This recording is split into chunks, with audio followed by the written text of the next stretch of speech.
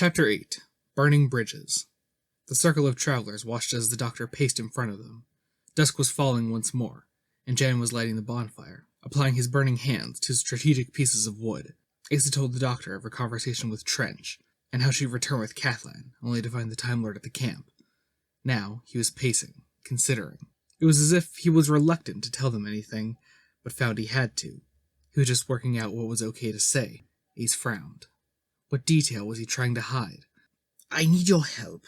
The doctor waited until the crowd had hushed, and addressed the assembled group, clad in their leathers and bright bandoliers. "I need your help with a robbery." There was a cheer from the travelers. Ace circled round beside Jan and embraced him. "He knows how to appeal to them," whispered the man. "He's a traveler himself," Ace replied, quickly kissing him. The doctor had continued. "There are huge things happening on this planet, and much of it I don't understand. I do know that we're in a race against time, even though the enemy haven't revealed their hand." "Who are the enemy?" asked Moira. "Is it the Daleks?" A whisper went round the campfire at the mention of the name. Little children buried their heads in their mother's shoulders. The expression on the doctor's face was deadly serious.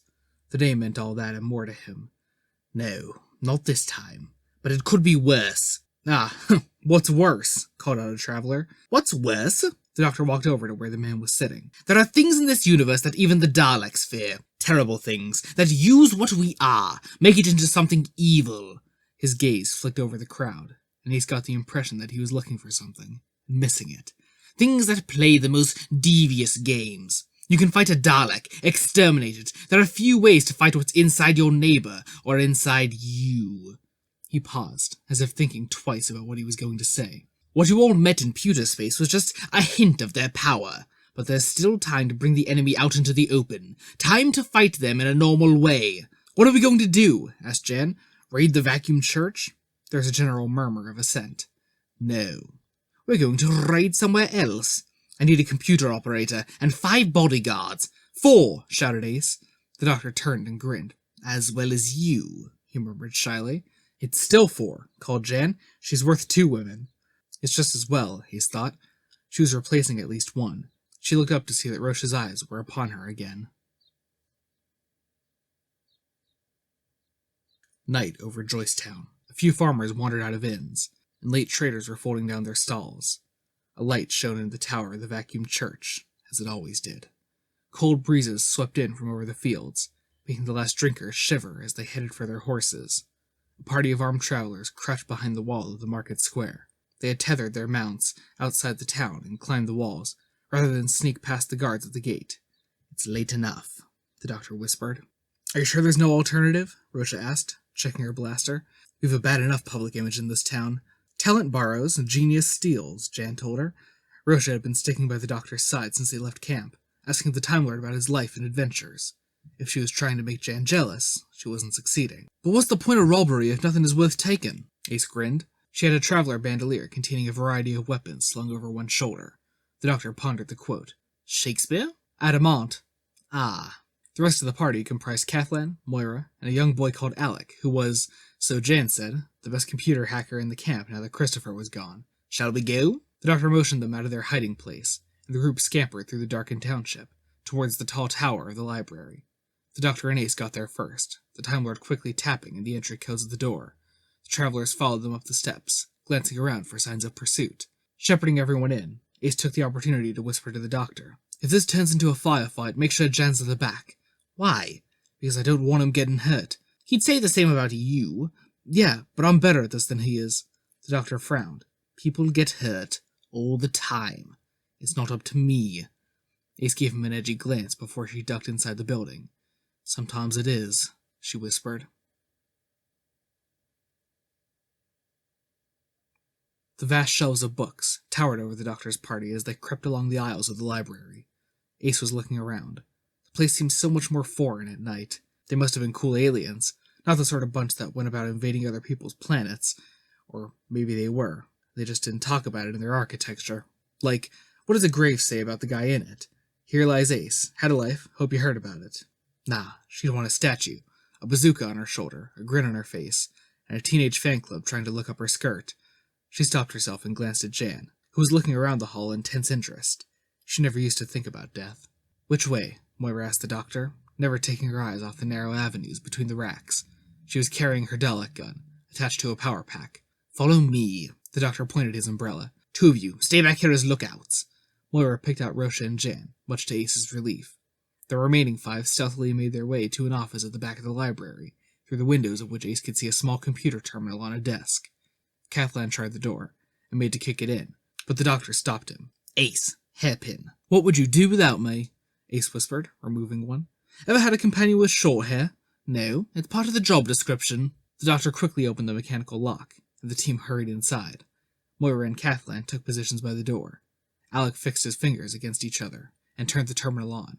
He pulled on a pair of white silk gloves. "So, what delights can I offer you?" he asked. "Documents removed," the doctor muttered. "The papers of Felsicar. Who's got the book?" Alec's fingers blurred over the keyboard. "Normally I'd plug myself in," he said, "but that's getting dangerous lately. Don't worry, the sort of stuff is just as easy with... Aha! Security! Damn, it needs a fingerprint. This is going to take time." Ace grinned. She remembered kids like this from her school days. "Do you think that Trench left the data on here?" she asked the doctor. "Yes, that's why he told you about it.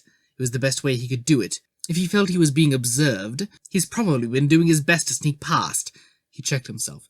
"Past the enemy." A light flashed through the office window. The team fell to the floor, covering the chemical lamps they carried. Ace crawled to the window and peeped over the sill. In one of the aisles, a group of 3 black-robed figures were having an urgent conversation with Trench, who carried an oil lamp. One of them was prodding the old man's chest with his finger. The librarian stumbled, sobbing in pain. Ace scrambled to her feet. "Ace!" hissed the doctor, but it was too late. She flung the door open and shone her lamp at the group of intruders. "Evening, lads. What's the problem here?" She was worried about Jan. Had these 3 come past him, or through him? Moira and Kathleen dashed out behind her, bringing their weapons to bear. One of the robed figures stepped forward, laughing. "We were just asking our friend Fian a few questions," he yelled. "Isn't that true, Trench?" "Yes," the librarian muttered weakly. "There's no trouble here, Ace. Really." "Well, maybe there wasn't," Ace grinned. "But there is now." She grabbed for a blaster from the bandolier. The man smiled and ran straight at her. He didn't even bother to draw his gun. So Ace shot him in the shoulder. He spun, fell, and got to his feet again, pulling his gun from his belt. The travelers gasped. He wasn't even injured, though his robe sizzled and sparkled when the blast had hit him.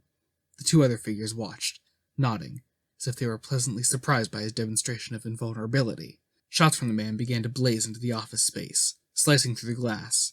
The travelers dived into cover. After a second, the other robed figures joined in. "By the goddess, I'm sorry to use this." Moira drew her Dalek gun. "Only 4 shots left in the power pack." "That's the way it goes," Ace murmured. The noise from the gun made everybody wince, familiar as it was. The figure was blown aside into the racks and lay still. Ace fired a salvo of shots into the floor near the others, and they backed away, as if confused by a weapon that could hurt them. Trench dived for the office, terrified. The sound of blaster fire was echoing all around the huge building. Ace grabbed the librarian's hand and pushed him and his lamp into the office. She was about to tell the doctor that they'd better hurry, but then the man Moira had shot got to his feet again. Theatrically, he dusted down his robe. Ace realized that the figures who had retreated were working their way around. She could see shadows creeping through the aisles. The office had become an island of light in the dark library. The dead man walked slowly forward. "You should have surrendered peacefully," he called. "We are peaceful folk, but now you will meet the void before us." Moira raised an eyebrow and fired again. The blast sent the man tumbling backwards, his internal organs illuminated. This time, he had screamed. He raised his head, finally, smiled, and then fell back, dead. "Dalek gun will kill anything," Moira whispered. Eventually. The doctor rolled to the door space and tapped Moira on the shoulder. "Don't use it again unless you have to. You must fire twice if they still look human. If they don't, there's no point at all." Ace reached into her backpack. "I'm gonna regret this," she muttered, "but let's close the door." The doctor was peering over the windowsill, watching the forms creeping about the library. "Vacuum church assassins," he said. "Ideal, obvious. Here as well as in pewter space." "Get down, Professor," Ace whispered, pulling the Time Lord under the windowsill. "Close your eyes and count to 5. The assassins had gathered outside the door, and were slowly stalking towards it. "There is no other exit," hissed one. "We have them." "Why 5? said the doctor. "Short fuse." Ace popped open the door, and gently rolled a can of Nitro-9 through it. Then she closed the door and threw herself back to the floor. "Why are monsters always so The window blasted inwards, in an explosion of glass. Ace pulled Trench under her, sheltering the old man as shards smashed into the office. The alien metal of the walls shielded the travelers, though the human-made window frame bounced off the far wall. And then all was silence. The doctor raised his head over the parapet and nodded grimly. Pieces of black robe were scattered everywhere. "Slow?" he muttered. "Yes, I know.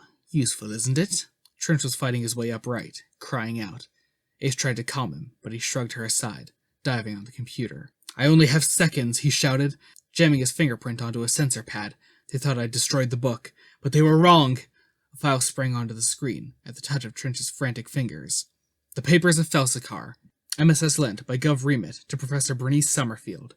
"I've met her," Ace gasped. "So have I. I should have mentioned it to her," the doctor mumbled bashfully. Trench was gasping, holding his chest. "Now you know." "Get away from here." "Why?" asked the doctor. "What are you afraid of?" "Get away." Trench was reeling, clutching his chest. He began to pull at his loose nightshirt, ripping it open as if he couldn't breathe. The travelers stepped back, looking at each other nervously. Ace stared, horrified. On the center of the man's chest, there was a gray patch of fungus. And then, suddenly, it spread. 1 second, Trench had a human face, limbs, hair, and then something inside the old man exploded. Tentacles burst from his fingertips. His head blasted into a mass of thrashing fungal filaments. The thing roared, an ear-splitting shriek of bloodlust. It sprang straight for the doctor's eyes.